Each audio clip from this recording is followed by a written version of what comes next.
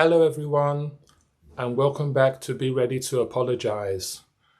Today is lesson 2 in our 6-part series on atheism. In today's lesson, we're going to answer the question, what is humanism?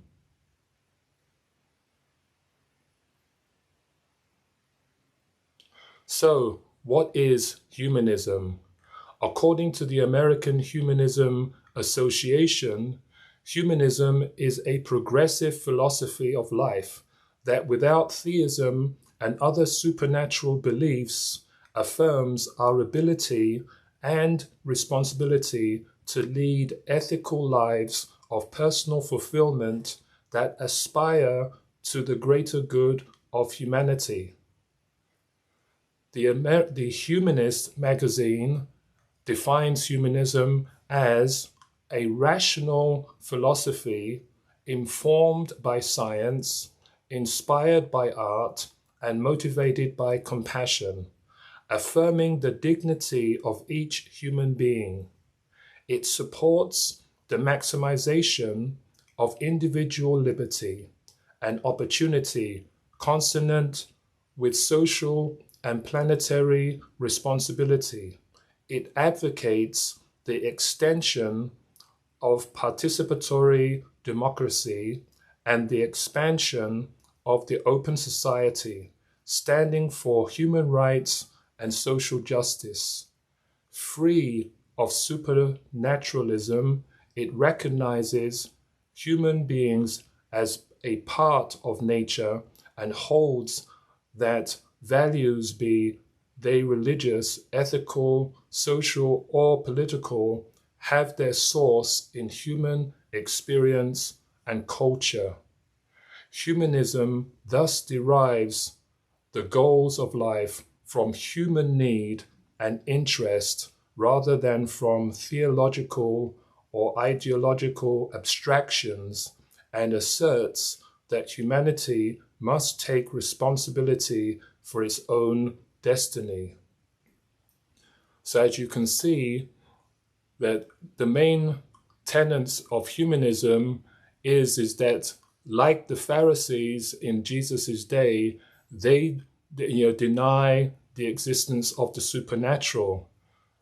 They believe that this material world is all there is and all that there ever will be. So they do not believe, they believe that life is all there is and thus do all that they can to get the most out of it. They believe that science will ultimately provide all the answers to life's questions. They also believe in the innate goodness of mankind, who is the author of his own destiny.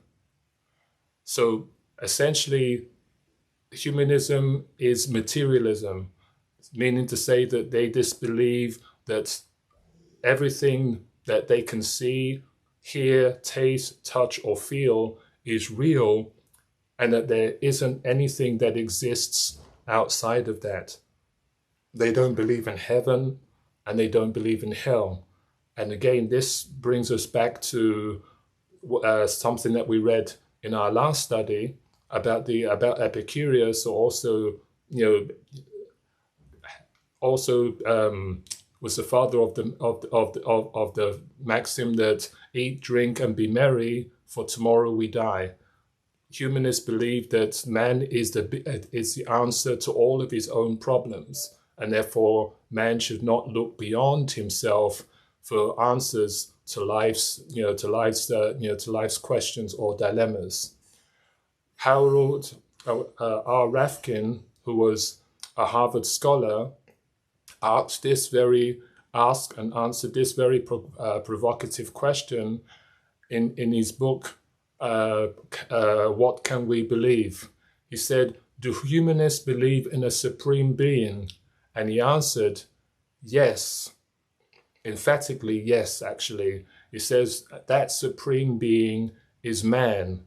Humanists have no knowledge of any being that's more supreme than mankind.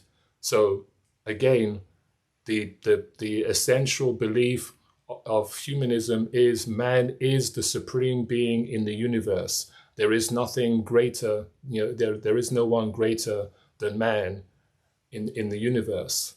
The Humanist Society of Western New York defines humanism this way. It says humanism is a joyous alternative to religions that believe in a supernatural God and life in the hereafter. Humanists believe that this is the only life of which we have certain knowledge, and that we owe it to ourselves and others to make it the best life possible for ourselves and all with whom we share this fragile planet. Instead of finding solace in fabricated answers to the great questions of life, humanists enjoy the open-endedness of a quest and the freedom of discovery that it entails. Well, they're saying that we should not find solace in fabricated answers. Well, here's questions that the humanists have failed to answer, and that is, where did we come from? Why are we here? Where what is our, how should we live our lives? How do we determine good, right from wrong, good and and evil? And where do we go to when we die? No atheist or humanist has ever been able to answer those four, the biggest four questions of life. And remember, in our previous study, I finished with a slide of the late Ravi Zacharias, who essentially challenged them to answer those four questions. So now let me just give you a few quotes from some famous humanists. Now, when I say humanists and atheists are for the most part the same. So you'll see some people here that say, well, this person is an atheist. Well, but most atheists essentially are humanists, and humanists are essentially atheists. So there is an interchange. But as we get on into the study, you'll see that there is a big distinction between the two, and we will get to that a little later on. So let me give you a couple of quotes from famous humanists. The first being Albert Einstein. He said, "It seems to me that the idea of a personal God is an anthropological concept which I cannot take seriously. I also cannot imagine some will or goal outside of the human sphere. Science has been charged with undermining morality, but the charge is unjust.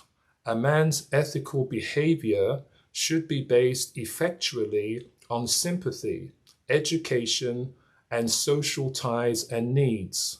No religious basis is necessary. Man would indeed be in a poor way if he had to be restrained by fear of punishment and hope of reward after death." So when Einstein said that he cannot imagine a goal outside of the human sphere, he was essentially repeating what Rafkin said when he says that that is there a supreme being, and that supreme being is man, and that they know of no other supreme being that exists other than man. So he's saying that the man is ultimately the be all and end all in this universe, and that we should look to ourselves for answers. We shouldn't look to some outside force. And he basically said that we would be in a very pitiful way if we were constrained by some outside force telling us how to live our lives and stuff, with the promise of heaven or hell, that we would be in a poor way, which is quite opposite, because, as you know, Christianity is liberating. Jesus said that he whom the Son sets free is free indeed. Christianity God, liberates us from sin. It's Christianity that gives us, that gives life, meaning. This is where we, this is what gives life meaning. So I, completely, obviously disagree with that. But also, he said that, that man is capable of ethical behavior. Well, I would ask this question: how did man learn to become an ethical creature? Where did man get his ethics from? Because in order to be an ethical being, you need to have a sense of morality, meaning you must have a sense of right and wrong. And if you and therefore it's fair to ask an atheist who claims that, well, I can be moral without religion. I don't need God to tell me how to be to be a moral person. I can be moral all by myself. Ask an atheist or humanist, by what standard do you measure your morality?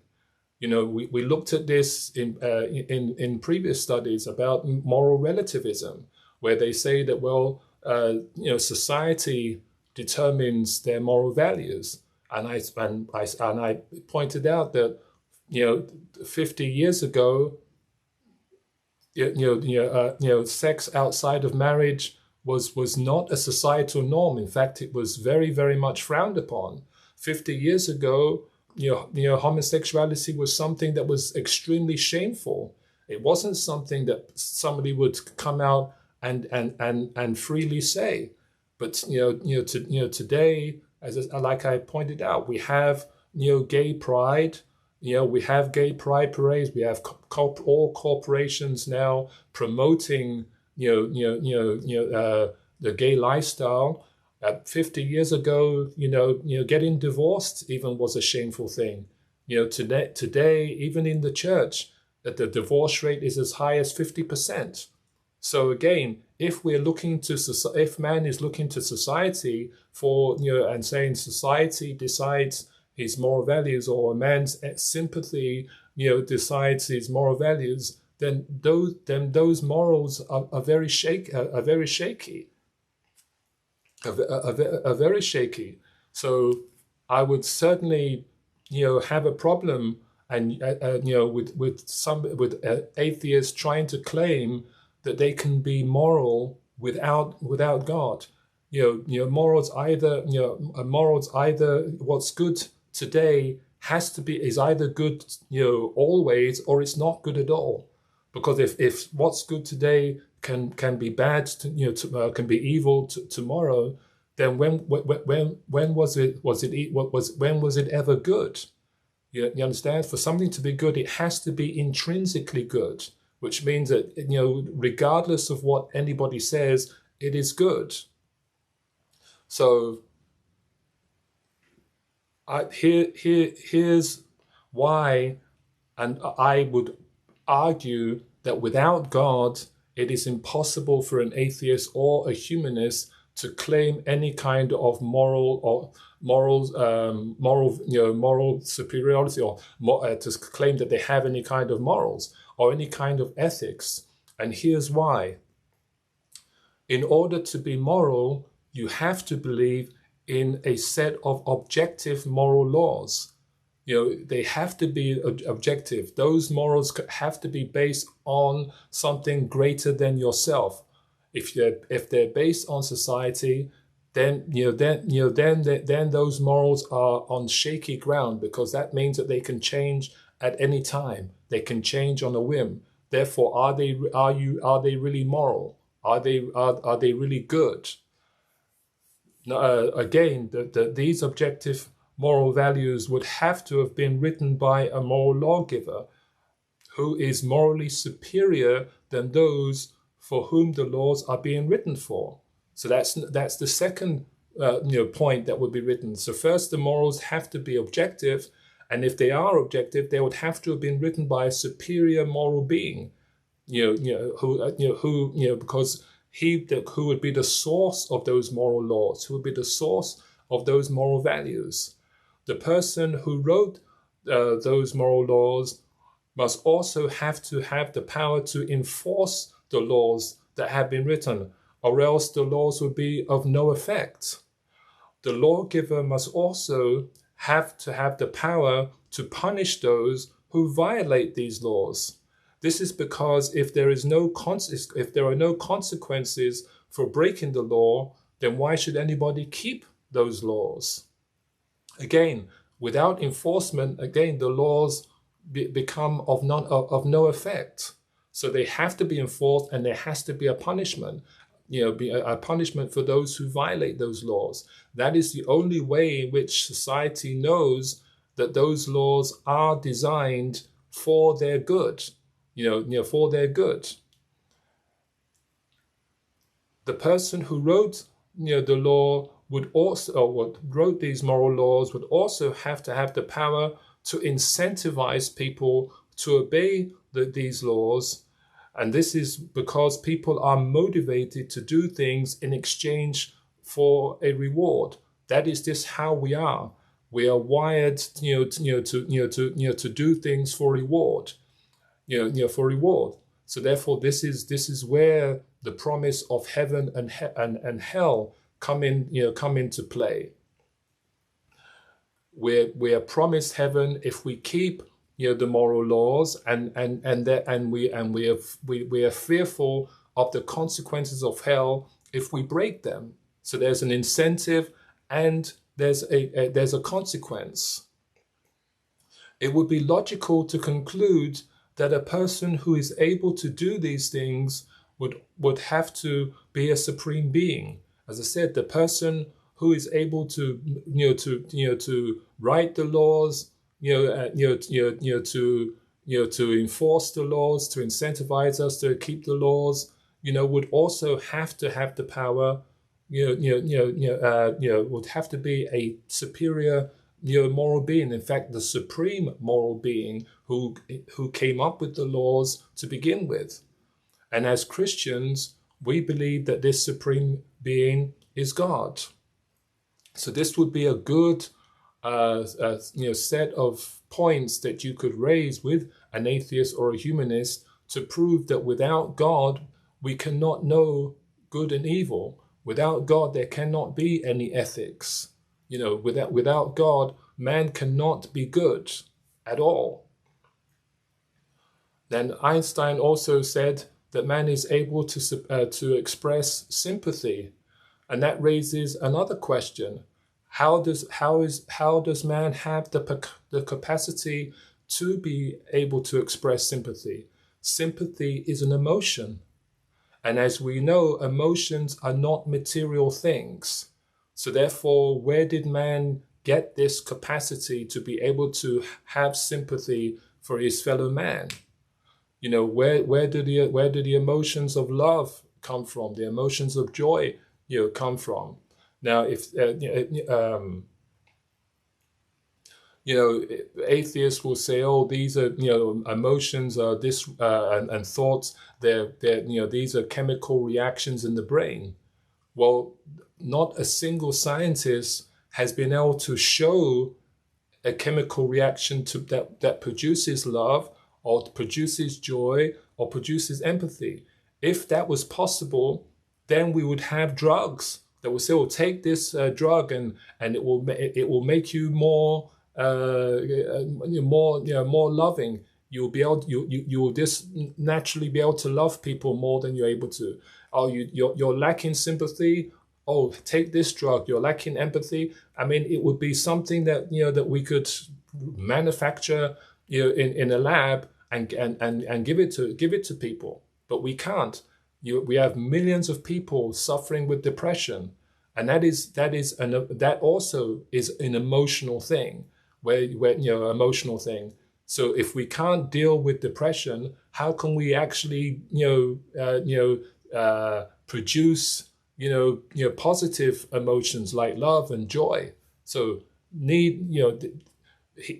these are things that atheists and humanists need to explain, that there are things that are non-material. We're not just a material being living in a material world. There is a supernatural realm outside of this material world that has influence on how we act, and we have a spirit that's within us that interacts with that material, with the spiritual realm that's around us. And God, being a spiritual being, gave us a spirit to be able to communicate with us, and Him with us. And this is where the emotions of love and joy and peace come from, because God is the giver of these things. God gives love. God is love. God is peace. God is the one that gives us joy. Joy. In furtherance of that, look what the famed atheist and Richard Dawkins had to say about us. He said, "If the universe were just electrons and selfish genes, meaningless tragedies are exactly what we should expect, along with equally meaningless good fortune. Such a universe would be neither evil nor good in intention. The universe we observe has precisely the properties we should expect if there is, at bottom, no design, no purpose, no evil, and no good, nothing but blind pittiness and indifference." According to Richard Dawkins, certainly there is no room in the universe, for a benevolent, God. There are no moral values. There is no right and wrong. So, how then, can an atheist then go on to say, well, I overcame my selfish genes, which is what, Dawkins and other atheists will say, that, well, we evolved, and as we evolved, we learned to control our selfish genes. But how? They don't explain the process that they went to. Again, he still doesn't explain, where emotions come from. But people like Richard Dawkins and Christopher Hitchens that literally have a contempt for God and a contempt for everybody who, especially Christians who believe in God, have never, been able to provide any real verifiable scientific evidence, that conclusively, points, conclusively supports their claim that God does not exist. Another question, that I would ask atheists is if you hate, why do you hate God so much? Why do you hate the idea, the mere idea that God could exist? Why are you so opposed to that idea? And the only thing I can can think of is that deep down inside they know that there is a God. They know that there's design to the universe. To the universe, as Voltaire said earlier, that if God did not exist, we would have to invent him, because we would have to invent God to explain the beauty of creation. There is no other explanation other than a God, an all-powerful supreme being, has to be behind it. I believe, obviously, that the reason why people like Christopher Hitchens and Dawkins are so opposed to the concept of God, is because they want to be, the supreme being. They want to have complete and total control over their lives. I mentioned Voltaire. Let me just read, what he said. He said, if God did not exist, he would have to be invented. But all nature cries aloud that he does exist, that there is a supreme intelligence, an immense power, an admirable order, and everything teaches us our own dependence on it. Carl Sagan, who again, a famous evolutionist, And back, I remember watching his shows back in the 80s, where he would talk about the cosmos and everything, but attributing everything obviously to evolution, starting with the Big Bang. But even he, had something very interesting to say about the concept of atheism. He said, an atheist is someone who is certain that God does not exist, someone who has compelling evidence against the existence of God.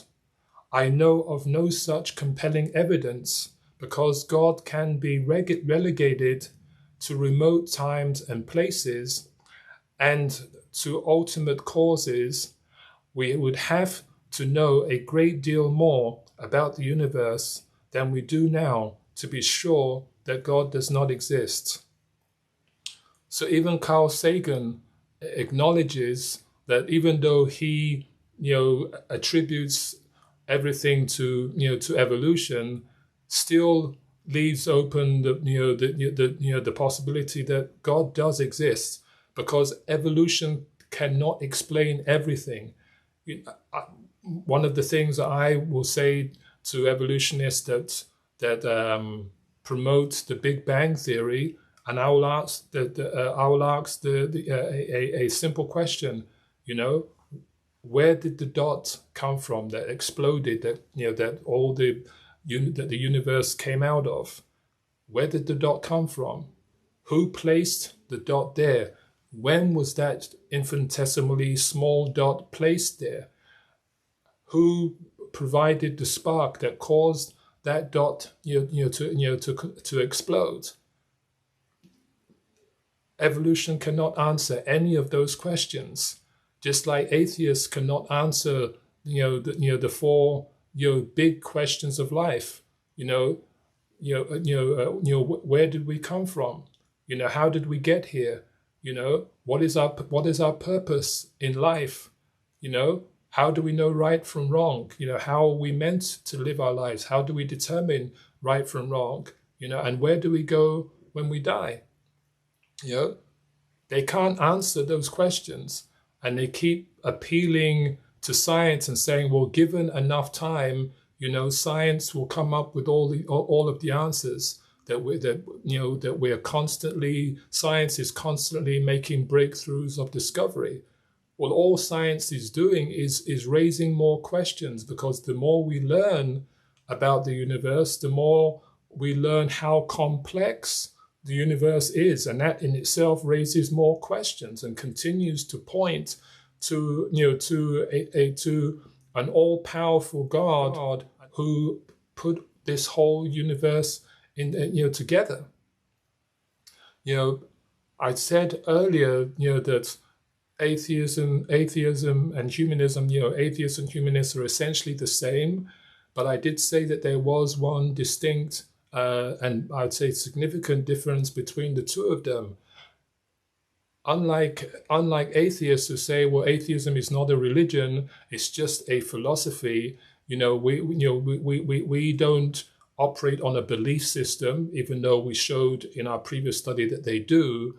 But humanism, proudly acknowledges that it is a religion. The main goal of humanism is to replace man's belief in what they call, an unknowable God, and replace that with the belief that man is the center of the universe. That man is in control of his own destiny, and that essentially man is the supreme being in the universe, and therefore is the be all and end all of all that there is. Unlike atheism, humanists acknowledge that man has a desire to worship. We are programmed to worship something greater than ourselves. We are programmed to look at creation and see and know, look at the stars, look at the sun, the moon, and the stars, and be in awe of these things. And this is this is the basis of all religion, is man trying to reach to the heavens, appealing to something outside of their visible creation, appealing to a higher power or higher powers outside of creation, because they want to know how did this whole universe come into being? Why are they here? How did they get here? Why are they here? What is their purpose? Is there a life after death? Are they one day going to be able to meet their creator or creators, as depending on the religion they ascribe to?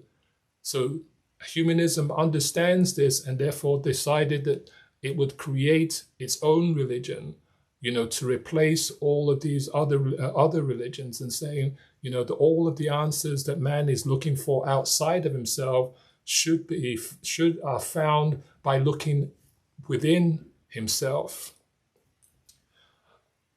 Let's move on now, and I would want to read, the Humanist Manifesto, and when this is basically what the humanists wrote as their constitution, so to speak.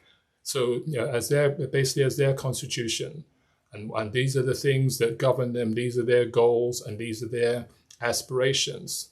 So the American Humanist Association, like other humanists, believe that man's larger understanding of the universe, his scientific achievements, and deeper appreciation of brotherhood have created a situation which requires a new standard of means and purposes of religion. Such a vital, fearless, and frank religion, capable of furnishing adequate social goals and personal satisfactions, may appear to many people as a complete break with the past. While this age does owe a vast debt to the traditional religions, it is nonetheless obvious that any religion that can hope to be a synthesizing and dynamic force for today must be shaped for the needs of this age. Therefore, they believe that it is vitally important to establish such a religion in this present time. They have charged this present generation to create this new religion, namely humanism. These are the things that they have chosen to affirm as the tenets of this new religion.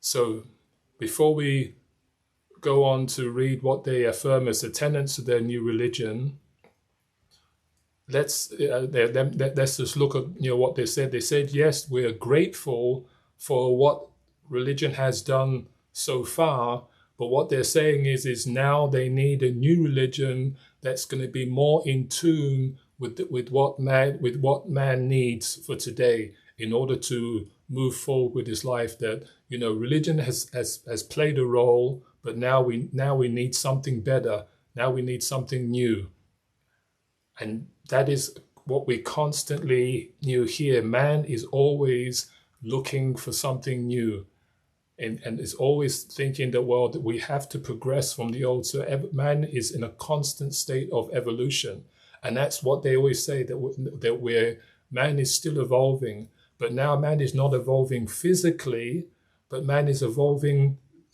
spiritually, and this is part of what they believe is man's spiritual evolution.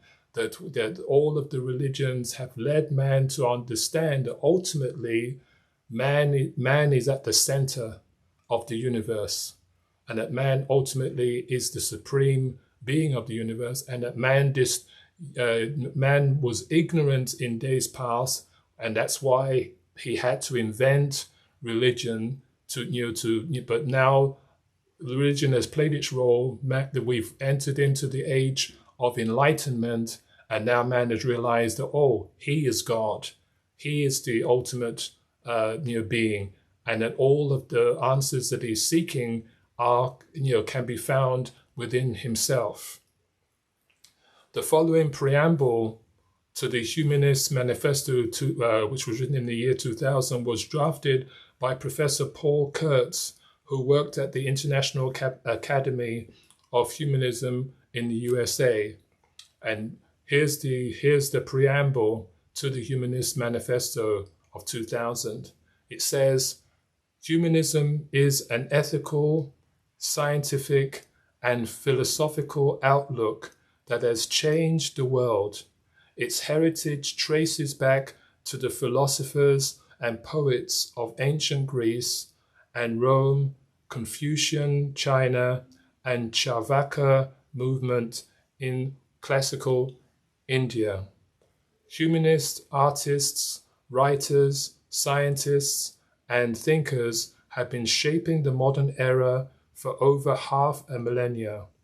Indeed, humanism and modernism have often seemed synonymous for humanist ideas and values express a renewed confidence in the power of human beings to solve their own problems and conquer uncharted frontiers.